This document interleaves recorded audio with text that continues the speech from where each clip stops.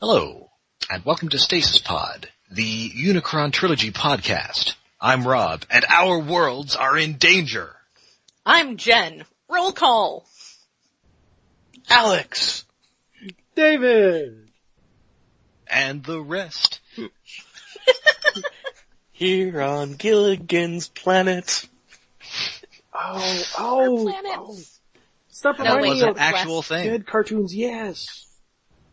And I think with all of the original cast, except for, I think, either Ginger or Marianne, one of them wouldn't do it. Aw, why not? And yes, as you may have guessed, we have moved on to the third and final part of the Unicron Trilogy, Transformers Cybertron. This one came in the wake of Energon's somewhat unsatisfying cartoon. Yeah. That's the way to put it. Thankfully, this one seems to have been translated with a little more care and attention than putting the script through an automatic translator and then hurriedly flinging it at voice actors. Yes. Yeah. And there was actually a bit of lead time between the Japanese airing because I think pretty much all of the Japanese version had been fan subbed and put online before the American one even started. I don't know if it was all of it, but it was definitely airing weeks, if not months ahead. Yeah. Mm-hmm. Unlike Armada, which was way, way too close. Sometimes airing in the US before in Japan. Yeah. Not a so good they idea. actually gave it some lead time. Yes. And the animation is maybe a little better. Yeah, it's a step up from Energon. Yeah. I mean, it's a baby step, but it's a step nonetheless. This is The produced robots, I was going to say the robots definitely, the CG robots actually look a bit more ready for prime time. They have more facial expressions, and they're not doing the pseudo-cell shading they were doing before, so Yes. it looks Yes. more rendered. Sometimes the rendering looks too shiny and overdone, but they move better. The walk cycles have a few more steps in them. They are less slidey when walking on the ground. Yes. And this is produced by Gonzo. Do our anime aficionados know anything about them? Yeah, I've seen a couple Gonzo things. Nothing rolls off the tongue right now. At They- the I time mentioned- that Cybertron was announced, I know people were super excited because Gonzo was hot off of a few popular series. I think Chrono Crusade was one of them. But they had I didn't like they had a it. strong reputation at the time, and people were like, "Oh, we're going to get a really good series." No, they farmed it out to the B team, but even their B team is still a step up. The one that comes to mind, and I think I mentioned it on a previous one, was they did a series called Ganketsuo, which was a sort of sci-fi adaptation of Count of Monte Cristo. Also, super gay. So gay. I can describe it. And it had a very interesting... They did some very interesting animation with patterns and stuff, and it's definitely a very visually interesting series, as well as being, a sort of sci-fi adaptation of Count of Monte Cristo. They were one of the first studios doing anime in Japan that I think really embraced CG as a major element rather than as a novel element. Yeah. Yeah. Sometimes to their own detriment. And looking at the list of anime that's on the wiki, most of them I don't actually like. Chrono Crusade, I didn't like. Last Exile, I hate.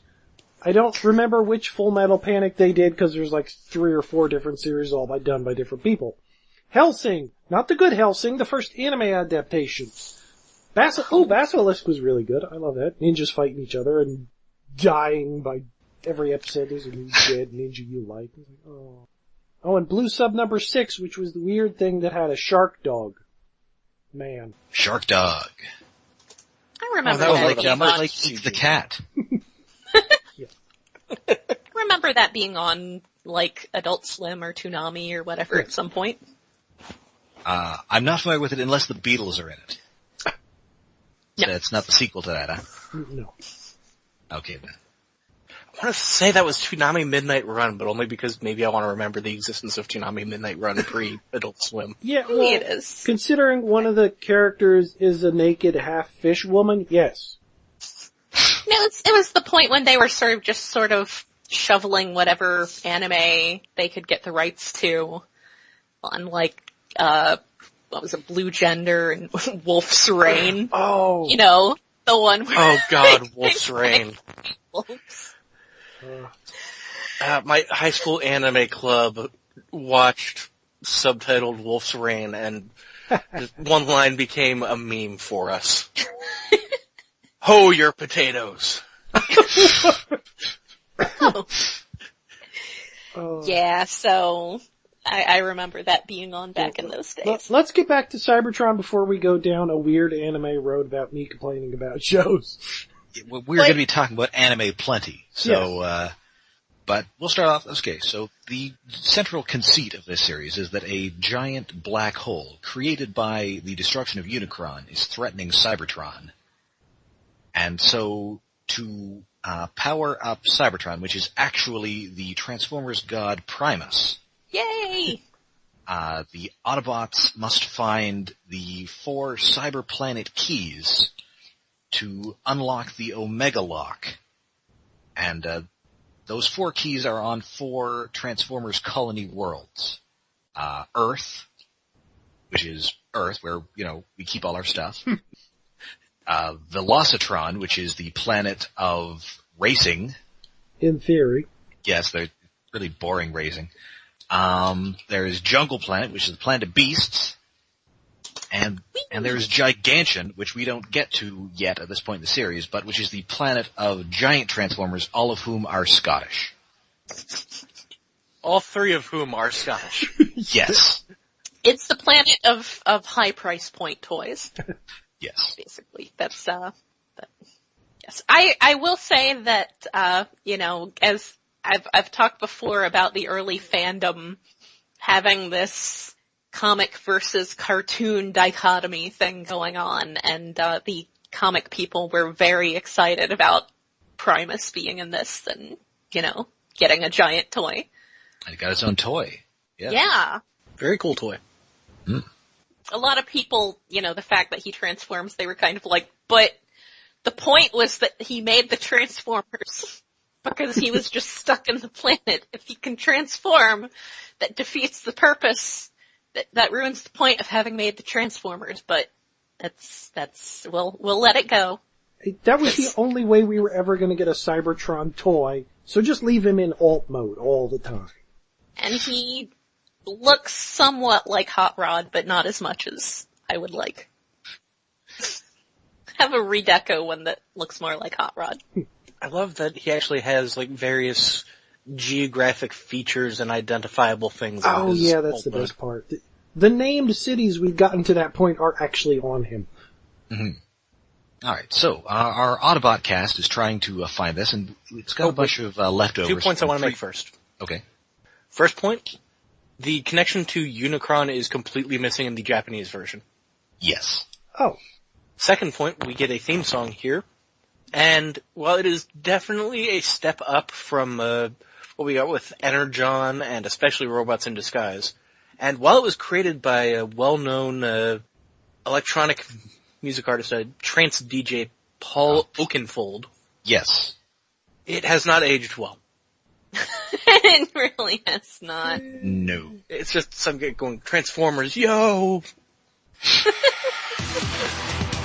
Our worlds are in danger. To save them and the galaxy, we must find the 4 cyber planet keys before the Decepticons can use them for evil. It is our mission. Hotshot, Jetfire, Vector Prime, Landmine, Scattershot, Optimus Prime, transform and roll out. Transformers, Autobots, Decepticons.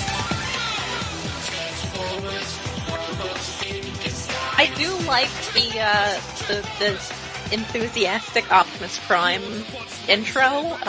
Gary like Chalk is selling this. Yes, and it's him. Unlike I mentioned with Energon, it was just David Kaye doing, his not Megatron voice, doing his narrator voice. But yes, and it's Optimus Prime, and they do a little roll call before they go into the... I think my favorite part about it is just the like spoken word part, the, Our worlds are in peril. No, the part of the song. Oh. But that it's like that, what is it, Australian accent? I think he's British. Okay, well maybe it's some variety of British, but just that it's got this, accent. Oh, about to just really wage that battles. All I can do is Michael Caine. It's not Michael Caine. Grave was Michael Caine. It just seemed very out of place. So yeah, we've got a bunch of holdovers from the previous shows. We've got Optimus Prime, still voiced by Gary Chalk, Hotshot with a different voice actor, Jetfire, who is suddenly Australian. Yeah. Well, the thing is, I think they maybe realized that a lot of the characters on Energon were totally indistinguishable from each other. Pretty much. Yeah, so that was they a problem. did the tried and tested tactic used by, for instance, the Generation 1 cartoon, which is to just give everybody goofy accents. Yeah, like Rob Paulson being two of the aerial bots, one of whom sounds like Rob Paulson and the other sounds like Rob Paulson doing a Bronx accent.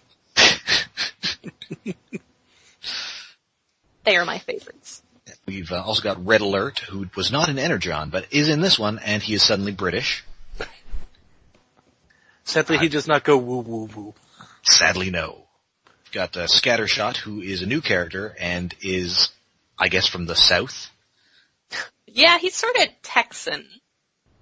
We've got Landmine, who is, given that he's kind of an orange guy with a Brooklyn accent, I think he's just supposed to be the Thing.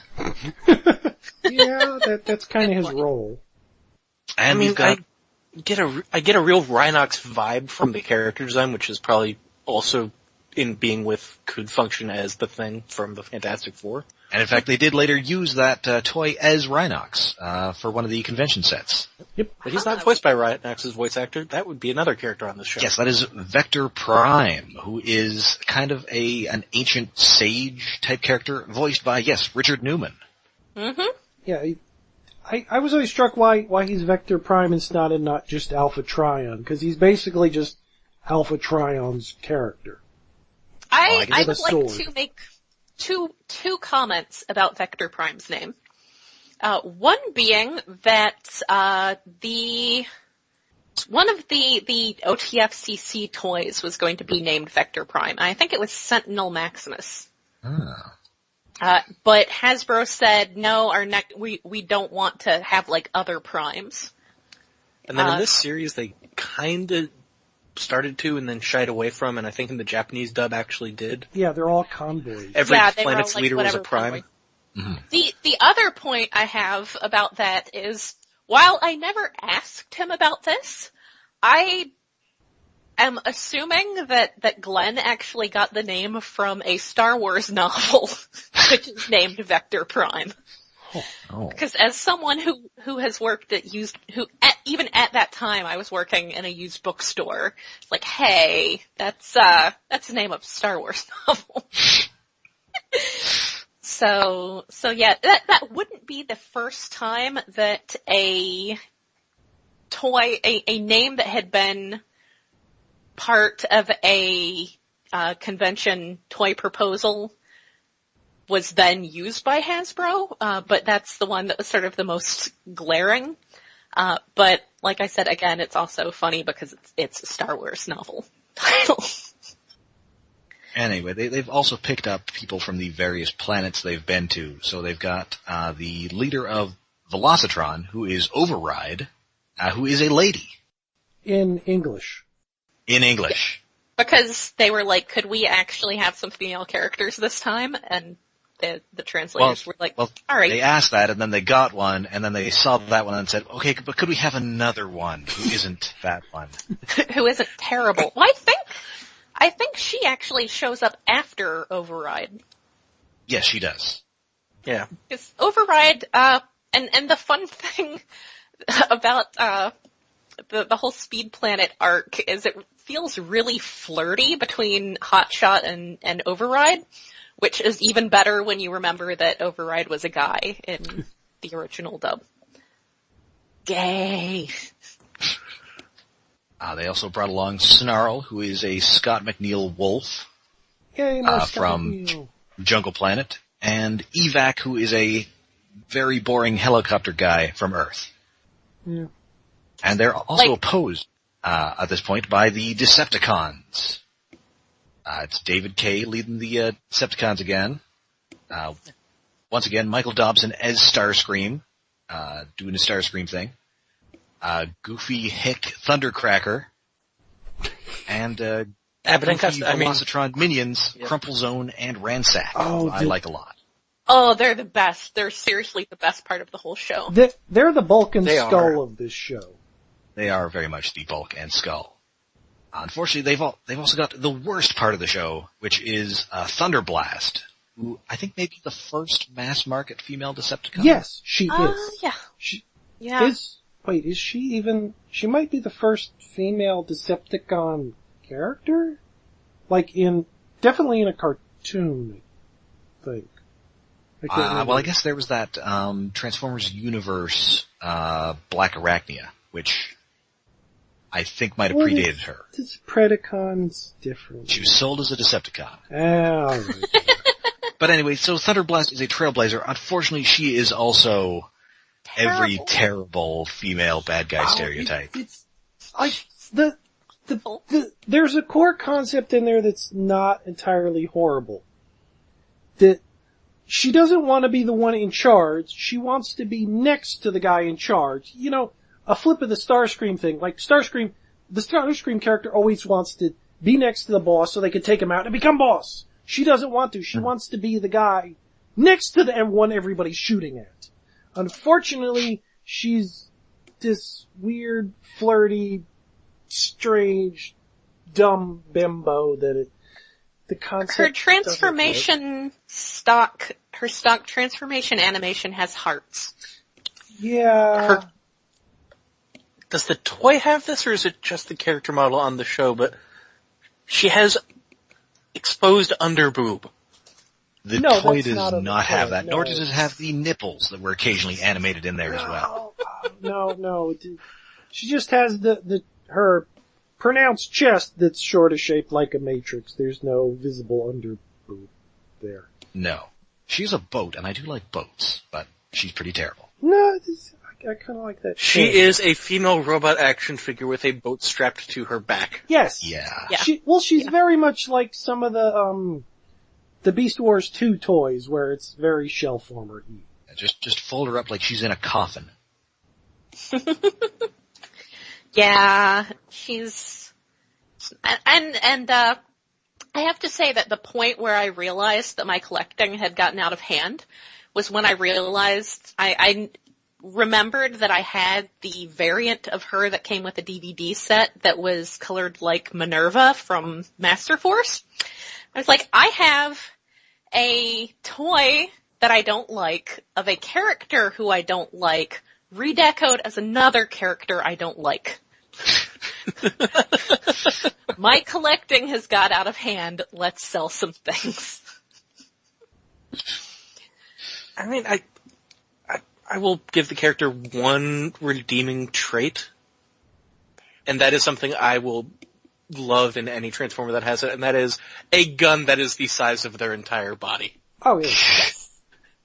I will say that I'm kind of vaguely tempted to, go through some more of it again and see if it's one of those things like Black Arachnia where I feel different about her, on a older viewing, but I don't know. Probably not. You have to rewatch all of Cybertron to do that, and yeah, that's a lot of Cybertron. Yeah, I'm not willing to do that to test how much of that was potential internalized misogyny and how much was just actually being that bad. Well, both. You have to imply a lot to make her not be this stupid character. And they've also got the leader of the Beast Planet, the Jungle Planet, Scourge, who is a 3-headed dragon guy. Yay. Yes, all of the planetary leaders were something or other convoy in the Japanese version. Which is funny because, as we've mentioned, Convoy is just a bunch of trucks. Yes, it's weird for a dragon to be named something Convoy. Flame Convoy. What does that even mean? It's a convoy of fire. Yeah. Anyway, and of course we've also got a bunch of tag-along kids. In this case we've got Kobe Hansen, his younger brother Bud, and their allegedly Hispanic friend Lori, who is a bossy girl anime character. Wait, her last name is Jimenez? What? Yes. But, like, her character design is, like, the most anime girl Japanese character. She actually looks a good bit like Misha from... Yeah.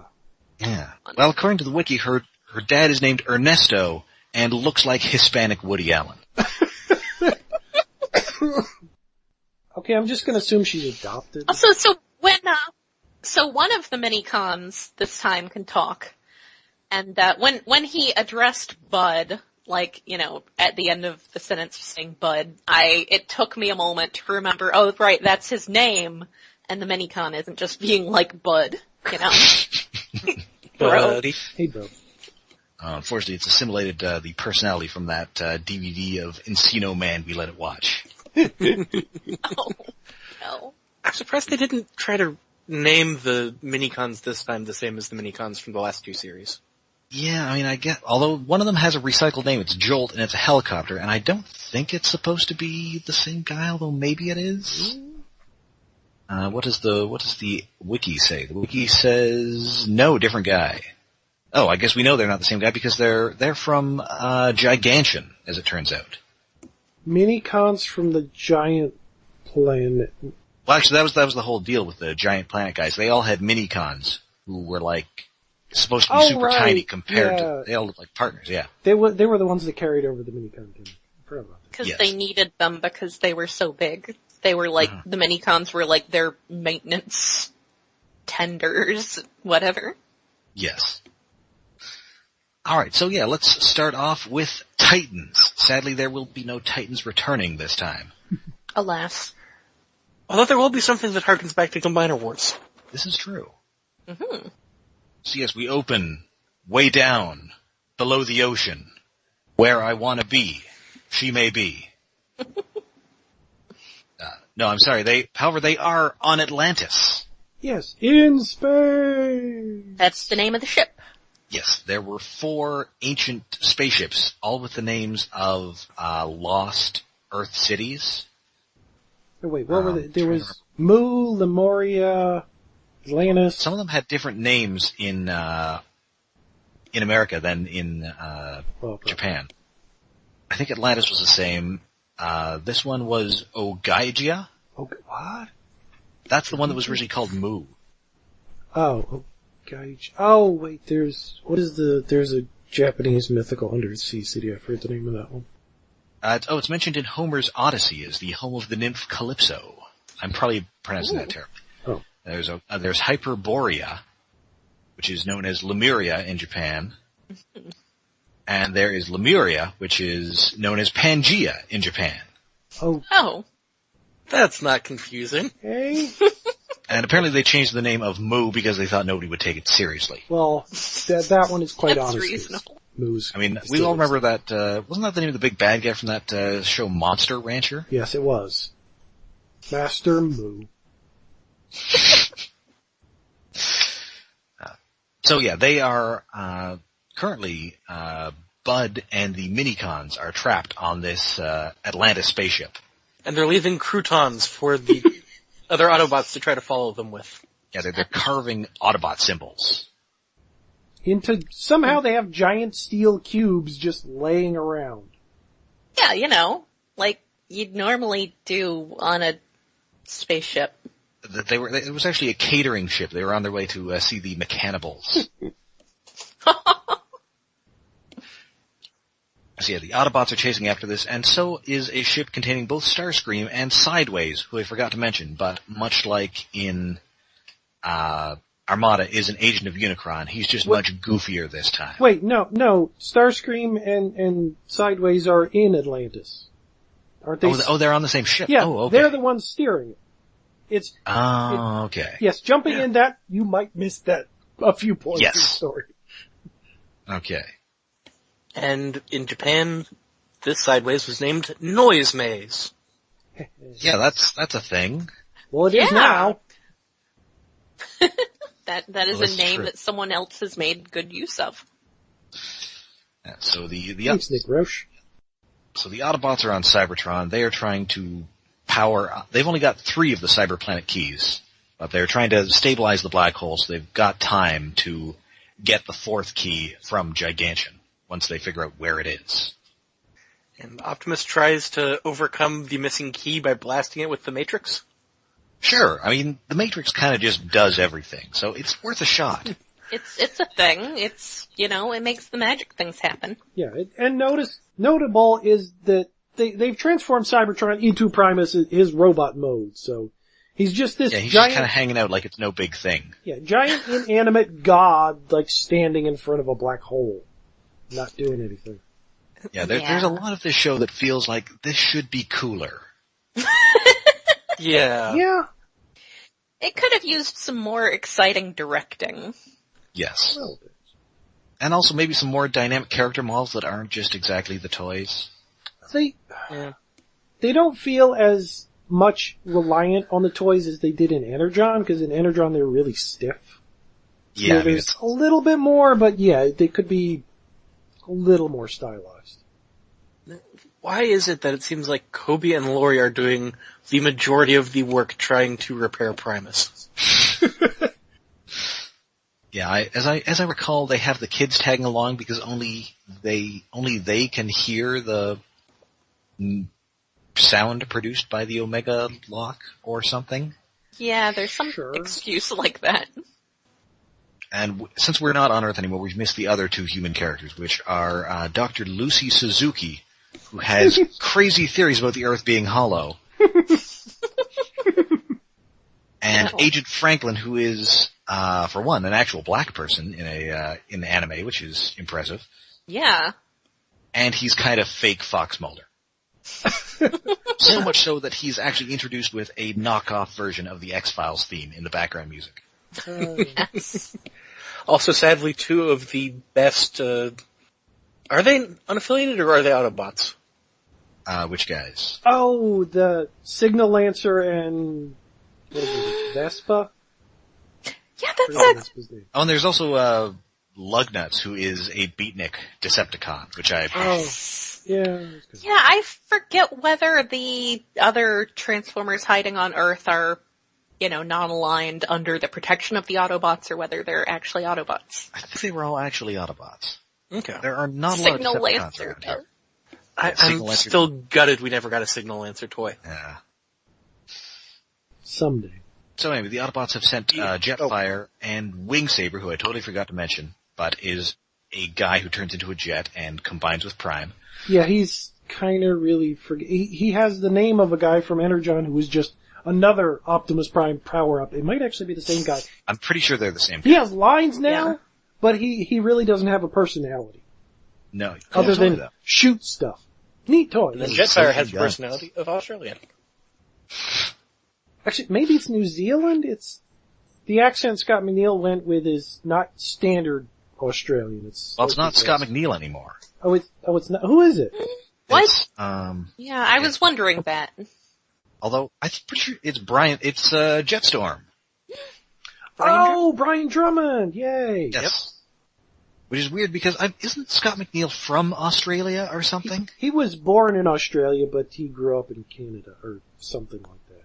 Like he's a little bit actually Australian, he's just didn't spend a lot of time there. So he wouldn't actually have the accent. No.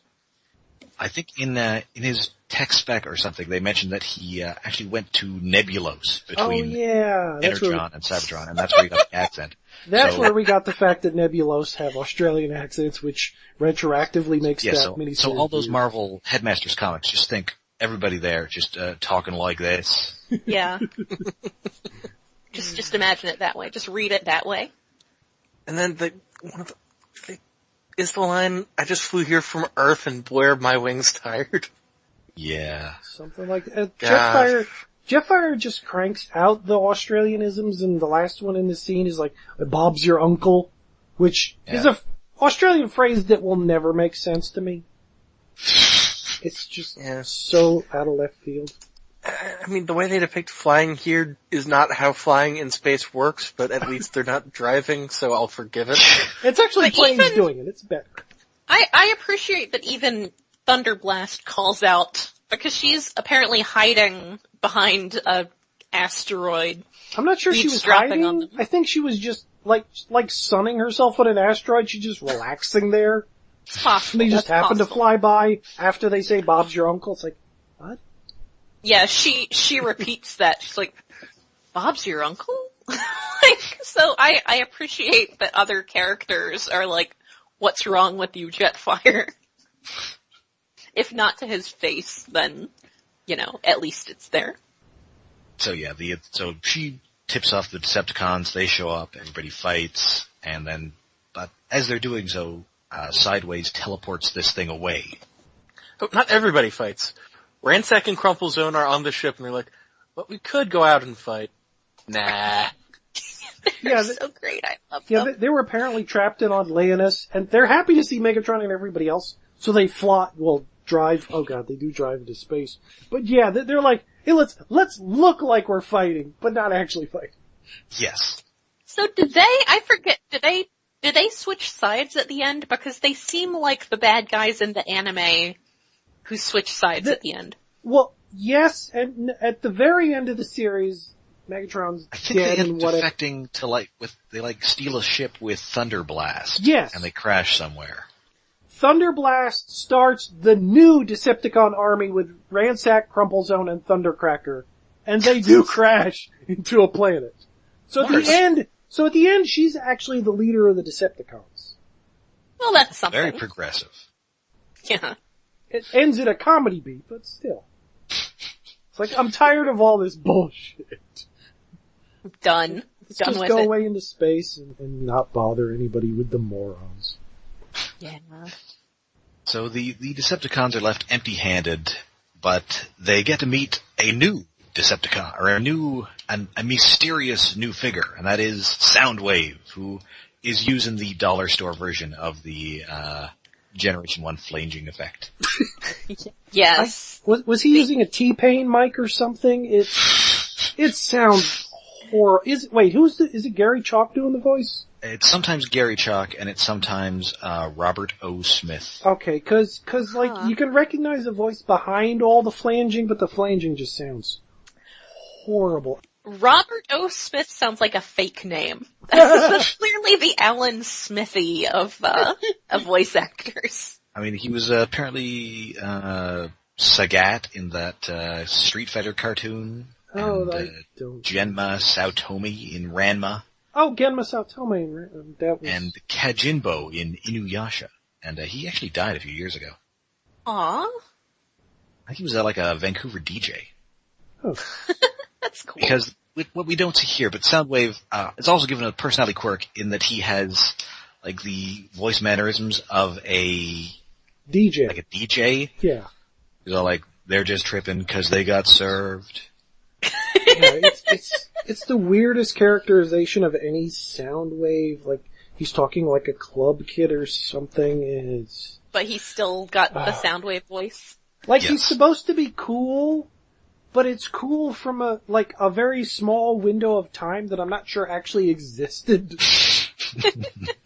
And we skipped over a spot where I do like Thunderblast in concept and it's a fun toy, but she has a line, dumb guys are cute, and then she blows a kiss at the Autobots.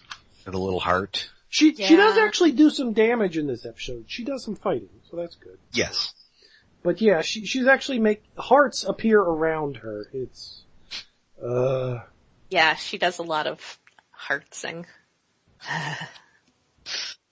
It's one, I guess in this translation, if you just go with the English version, at least she's not the only female character, so it's not like she's carrying the entire gender in her representation.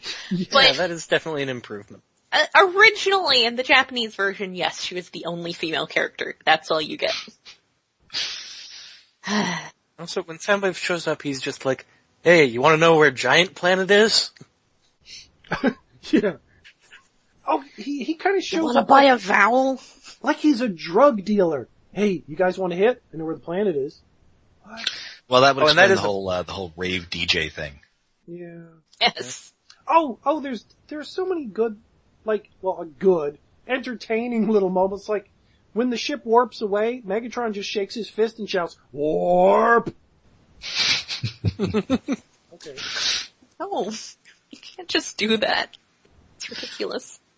So yeah, back on Cybertron, they Prime starts using the Matrix to reactivate the Omega Lock, and that starts shooting a beam of energy into Primus. We also get a music cue that sounds oddly familiar. I want to say it's from Star Fox 64 again, but I feel like I'm wrong about that. Just that dun, dun, da da da dun, dun. There are quite a few video gamey things in here, like there was one track that reminded me like RPG Town music or something. Yeah. I'm not sure like what RPG, it was just like, I sort of know that song, but I don't know why.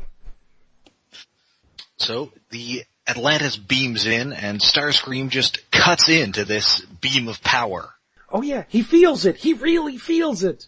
He turns the ship around back to Cybertron and then proceeds to make the supervillain list mistake of consuming an energy field larger than his own head, but it works out for him because we get really, really big Scream. Oh, Well, Make my it's just monster underbase. grow. yeah, It's just underbase all over again. yeah, he goes underbase on Primus's spark. It's like, ooh, yummy! Listen, Starscream just wants to be big. He probably Big McLarge! Huge. regularly hits up fortune-telling machines, too. He emerges from a pink cloud like in Combiner Wars, but instead of just being a screaming, disembodied head, he actually has his entire body and is just giant, which is way better. Yes. His body finally matches his ego. And he also has that crown he has from Transformers the movie. Yes, he wears it's that so this good. entire... At this point in the series, he just is wearing it. Yeah, and he's The not toy like... has it. At least Yes. a full-size toy. Yes. Yeah, and when he's just regular size and he's not actually in charge of anything, it's just kind of sad. He's like Transformer Jughead. Yeah, cause he's in charge of one guy who doesn't have a face. Who isn't, he isn't really in charge of. No. So what does Starscream do when he becomes as big as a god planet? Start attacking the god planet, including by trying to kick it. Yes. As if he was a gunbuster. Also, once he's planet-sized, he's like got this whole golden, glowy aura thing going on because anime. Yeah.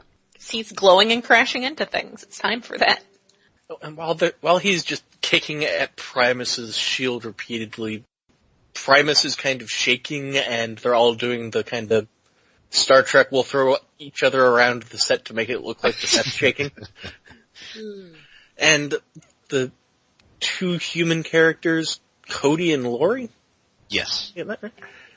Like, Cody catches Lori and she's just like, oh, thanks. I'm good now, you can let go. It's weird. I think those two become a thing by like the end of the show. Yeah, I think I it's think- one of those things Flash forward wedding or that something. becomes a thing. Yeah. Although, interestingly, the end of the show also has like a flash forward to, adult, Alexis, Carlos, Rad, and Kicker. Oh, that's right. Which I think was added to the American version of the show. Must have been, because there's no way that was in the original Japanese version. Cause cause Armada and Energon in Japan are like connected series. Cybertron is not, really. Yeah. It-ish, kind of. So they sort of. they had to Carl Masick it in there. Yes. So yeah, they erect a shield. Starscream calls upon his cyber planet key to fire his guns at Primus. Yeah, fire all his guns at once and break on through to the other side.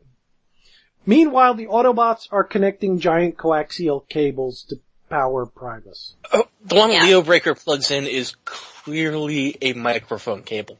I knew one of them was at least familiar, but I wasn't sure what it was. We have to record Primus's podcast.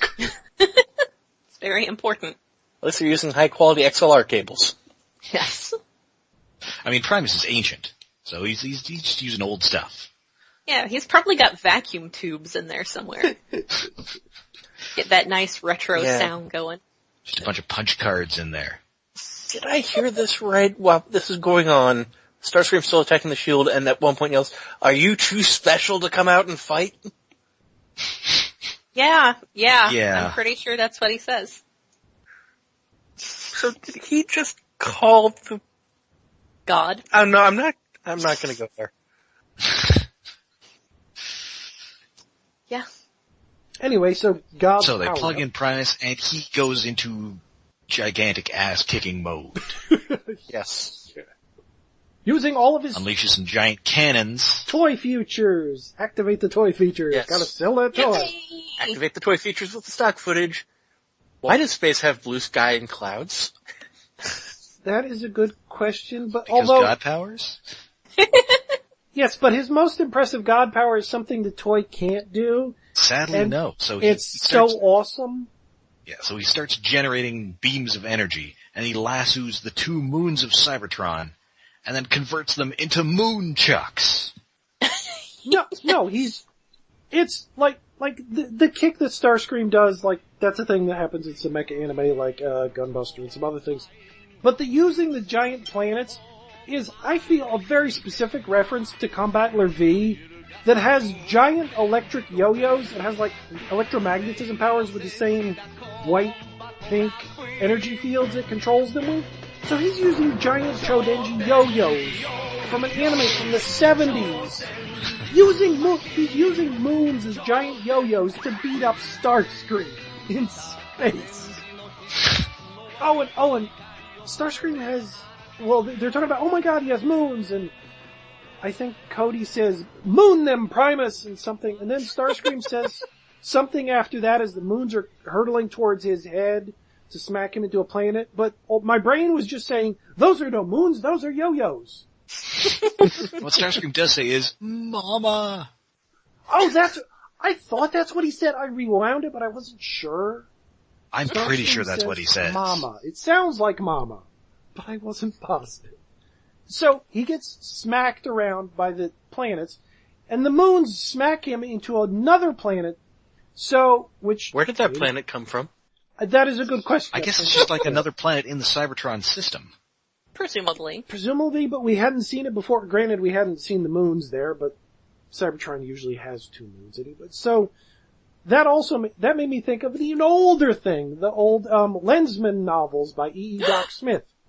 Yes! Starscream gets nutcrackered, which in the books is that they use inertia dampeners and giant force fields to move planets, and they take 2 planets and smash other planets between them to destroy alien strongholds, which is called the Nutcracker. Now, do they ever do that in any of the Lensman anime?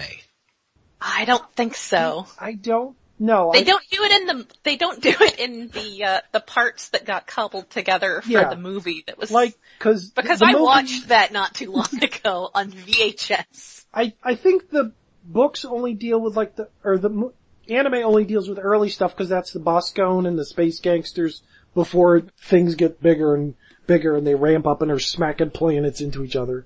I think. Because that's in the Gray Lensman book, which is and then it gets ones. Uncomfortably eugenicsy. Yeah, don't read the last one. It was a different time. So yeah, this planet has just exploded. Starscream loses all of his cosmic juice and becomes tiny again. And the noise maze, or sideways, is just like, well, I'm taking the ship, bye. See ya. Yeah, which, at this point, the way Starscream is left, it made me think, oh, he's the Vegeta of the series. He was this giant monster, not a monkey, and he got the shit kicked out of him, and now he's just drifting in space all on his own. And it's a shame he's not voiced by Brian Drummond, but he's here. Oh yeah. Oh well. It would have been good. I hate monkeys. So yeah, the Atlantis is gone, Bud and the Minicons with it, so Kobe is understandably not pleased with this. Yes. And the Autobots really don't know what to do with this. Fortunately, Vector Prime runs in and announces, oh, here's the next advancement to the plot we found. Yeah, He comes in, great news, everyone, as if he's, what's the guy from Futurama? Yeah, Professor Farnsworth. Yeah, Farnsworth. Good news, everyone! I wrote that in my notes. He says almost the exact same words that Farnsworth does. So it's, he's the old guy, so yeah, he's Farnsworth. So they now know where they're going to the giant planet, and the last line of the episode is Bud. Yep. Which feels awkward. Maybe they're, I don't know if we see their parents. I'm assuming, maybe they're the sons of, Al and Peg Bundy. Oh. No. And, so yeah, that is the end of the episode. And, much like, Energon, this is, very episodic, or it is not episodic. No. Each episode is kind of the next part. Serialized. Which, in this case, kind of works. It's interesting. A lot of stuff's sort of going on. It's giant god fight, but it's just a piece of a puzzle. Feels like the plot cul-de-sac of, we have these two toys at this size class, and it would be super cool to make them fight. So let's put the plot on hold and have them do that. Yeah. Although I don't know that the giant-sized Starscream ever came out in Japan. I don't know. No. Because, I don't think so. North America didn't really get the regular-sized Starscream. Yeah, They we got it as like part of the set. Yeah, we later. got a redeco, like a multi-pack. Yeah. Or it was like a storage club exclusive or something like BJ's, I think. I think it was Toys R Us. Oh, this up. As always, the wiki knows all. Sees all. Toys Toys. Boy, he had a lot of toys. Yeah. Who was right? Okay, let's see. Toys R Us 2-pack with Vector Prime. Ah. Yes, Toys R Us. Oh. It was me. I just have this vague but strangely specific memory of seeing that at Toys R Us. But there was a Sam's Club exclusive multi-pack with Starscream in Energon. Aha! Oh, Energon. And it was of his Armada toy in a very nice color scheme, which I remember this randomly showed up in a Canadian Walmart and I got one. Oh. Nice. Alright, so anyway. So yeah, that is, Cybertron, and, we'll talk of the toy line a little here. Everything had a unifying gimmick of having cyber planet keys, which were little plastic keys that you pushed into a slot and they flipped out a weapon or something. In the US release, they all had little codes on the back, which you could plug into a website to get an extra little bit of bio information. And those were actually awesome. Yeah. Which I think, isn't that, has the bit about Scattershot being like a game designer or something? Yes. And yeah, they were really cute little, little bio bits of story and bits, like some design, like toy design art and stuff. But it makes it a lot of fun when you're going through and sorting this stuff to sell to then have to make sure that you're pairing all the right key. Oh yeah. Right toy. There is that. The nightmare. Thank you, Forrest Lee, for the entertaining writing. Yeah. I have a container full of cyber keys on their own. I find them behind bookshelves and in the bottoms of drawers and It's curious how they seem to be included with the deco budget for each toy, so the trim on them that's clearly supposed to be painted sometimes is and sometimes isn't. Yes. Vector Prime had the coolest one because his actually had like two pieces. So there was like a piece. Oh yeah. It was translucent and then there was a piece underneath it that was textured and it looks very nice. He has a unique one. Yeah, and God, the deco in the Japanese version of him is so much better. Yeah. He's a really cool toy though. He is. The Optimus is really cool too. He comes with like a matrix key. And I guess we could talk, I guess we'll save it for the next episode on how this affected later series of Transformers. Or when we'll do the Gigantron trilogy wrap-up. Yeah. Mm-hmm. Unless we just want to jabber about toys for a bit more. Oh, I love these toys. There's so many good toys out of here, even if the Cyberplanet Key gimmick was kind of underwhelming in that it was mini-cons if they were just cheap single pieces of static plastic rather than mini toys. The gimmick itself isn't much more. You're replacing a key with what could just be a button or a mini-con, but and in some cases where they did replace a button or a mini-con with the key mechanism. Well, yes, they did remolds and things, but I think out of the 3 Unicron trilogies, I think this has the best toys. Not counting its lack of mini-cons, or limited number of mini-cons. There are a lot of neat, and a lot of stuff that Hasbro produced outside the show. Like a lot of the basic guys are really neat. Oh, yeah. Yeah. Yeah, there's the little dinosaur Repugnus thingy, or wait. Oh, was he? That one was on the show.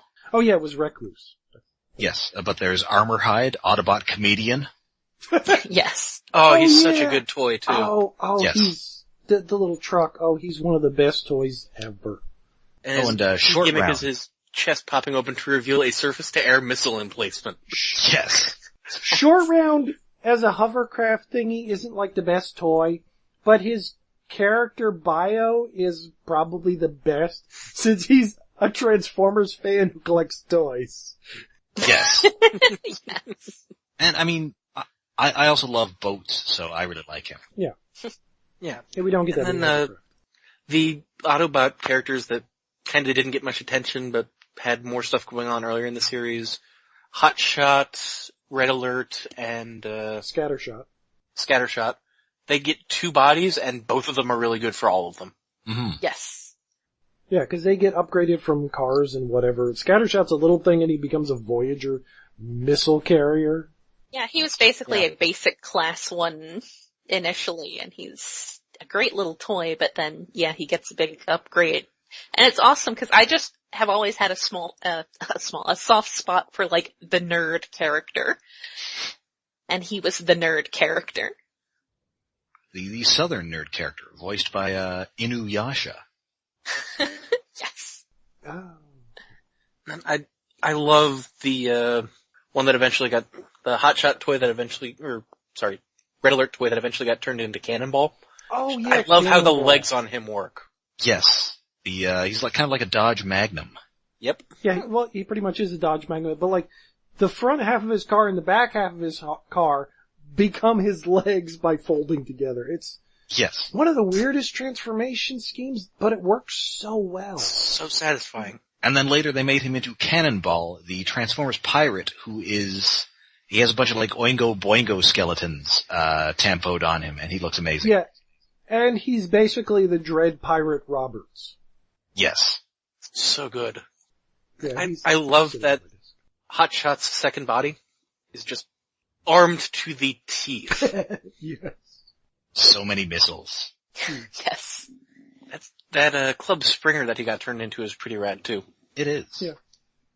Oh, and there's a Downshift who's like a 70s, muscle car. Oh yeah. Oh, he's amazing. I love that they took the, character that was Wheeljack, but for some reason we can't use the name Wheeljack, and did a new version of him that is clearly that previous character without being Wheeljack. Yes. He's still got kind of the Wheeljack head, but he's also like a sweet green 70s muscle car. Yes. And I mean, I probably love a lot of the stuff you can get super cheap on eBay, and I would recommend it. Oh, Yeah. yes. Which is they are where great I got toys. half of them, because I didn't get back into Transformers collecting, because, well, we'll mention that next episode, but I started like at the end of the Cybertron line, and so much good stuff. Mm-hmm. I also love how he was one of the few where, like, his, Cyberplanet key slot could fold down and just be flush with the toy instead of sticking out.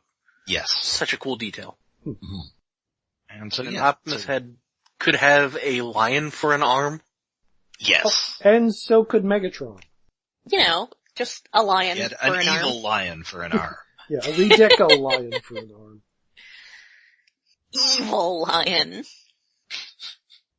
And out of the Unicron Trilogy Primes, I think this is my favorite, although he transforms into a sorta fire truck into this massive anime Gundam-y thing with wings. Yeah, he's very Gundam. I think he might be my least favorite, Unicron Trilogy Prime.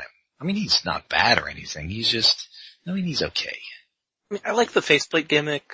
Yeah, the I do like that. gimmick's It's nice. very Optimus Primal. I like that one more than I like the Energon one. I really like that Energon one. It's so dumb, but I really like You it. like Fatimus Prime? I do. I Prime like is- that he can have like a drill hand. As an Chubbo. idea, it works, but his main body's kind of weird, and Armada Prime just has his basic form of the Armada Prime is probably the best, but his combined form is the worst, because there's no articulation. Mm-hmm. Yeah. He's just Because his static. pants are all automated. He's got automated pants. Which is a neat And then idea, I'm but not- doesn't work. And if the battery system dies, it's annoying. Yeah, and I have to say I'm not crazy about the Megatron either. Of this, Yeah, I don't have the Megatron of this series, so. He's kinda not really like anything, sorta. I mean, he's a triple changer. He turns into a sort of race car and a sort of jet. And I mean, he looks neat enough, but I don't know. He doesn't never grab me. Yeah, I know. His robot modes looks He's okay, weirdly but... Unicron inspired Well, in yeah. his first deco and shoulders. Well, Yeah, rather and he specifically... straight up has Unicron arms. Yes, he's wearing bits of the corpse of Unicron, literally, in canon. Ha. I think the Galvatron deco works a lot better at coming across as Megatron, but then that's Yeah. not named Megatron, so Yeah. Yeah, his original color is too busy because he's got orange and green and purples and everything. All the colors. I mean, I do appreciate that they can do something different with Megatron. Whereas Optimus Prime is kind of always some manner of truck. I really like his head, though. His head design is I do very- like his head. It's truck, not monkey. he has prowl horns that are larger than his head. Yes. Okay, it may not be as nice as Energon Megatron with the giant pincers, but few things are. I really I mean, Armada Megatron. I think that's just, I don't know. Or Armada. Yeah, that thing is like the proof of concept for the Minicon gimmick. It's great. Yes. Oh, and then also he could have the, all the Wave 1 Deluxes had like a secret mode where you could fold them up and shove them into his backpack as weapon emplacements. Yes. Alright, so yeah, that is Cybertron for you. You know, it's an okay show. It's a lot of fun for a toy line, but it was clearly time for Hasbro to move on. And there was something on the horizon. Cybertron? Oh, sorry. I said, are they moving on to the planet of Cybertron? They in fact are moving away from the planet of Cybertron. Oh! As something was coming that would make Cybertron much less important to Transformers going forward. Dun dun dun. What could this mysterious thing be? Well, we will be discussing more of it in our next episode, in which we wrap up the Unicron trilogy, talk about the 2007 Transformers theatrical movie, and introduce you to our next ongoing series, Transformers Animated. But until then, you can find us all over the internet. We are on Twitter, we are on Facebook, and we are on Tumblr. And we are hosted by iaconunderground.net, where you can find us and our weekly news show, Iacon Underground Radio. We have a Patreon set up to help us cover hosting and other expenses. That is at patreon.com/iaconunderground. I, for one, just bought some audio equipment that that could stand some assistance. But yeah. And you can also find us on both iTunes and on Google Play. And while you're there, rate and review us. And if you'd like to tell us directly what you think of the Unicron trilogy or anything Transformers related, then please write into the Maxim mailbag, which you can reach at stasispodcast@gmail.com. So, until next time, I'm Rob. I'm Jen. I'm Alex. Goodbye, anime. I'm...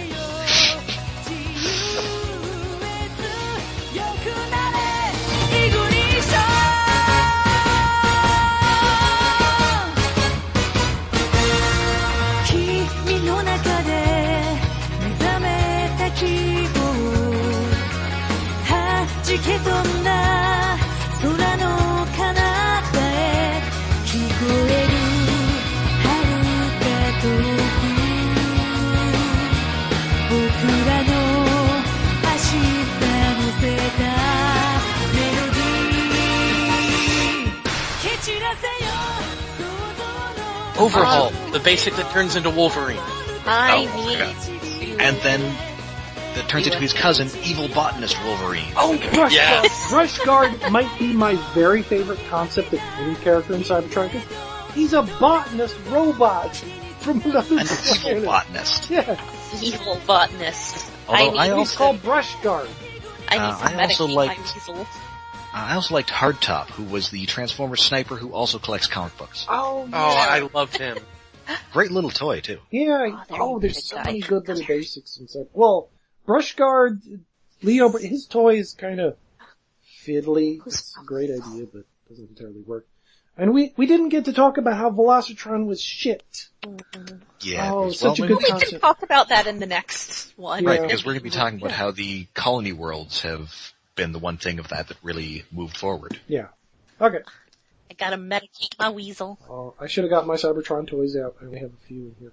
Yeah, I've just got I got this six shot a couple of days ago, and I've been fiddling with him. Ooh. I need to move some more toys into the office. I keep forgetting about that. I have an office I now. need to dust. What was it Shit. about around this time Dune Buggy toys being so good? Yeah. Oh, I do have an armor hide in here. Yay. Well, these black ridiculous. Oh, you have so much dust on you, little, I forget what your name even was. Who's it? Which guy is he? The black armor hide from, the movie toy line. I think that might have just been Armorhide again. Oh. Yeah. Such a boring name. But he's so cute.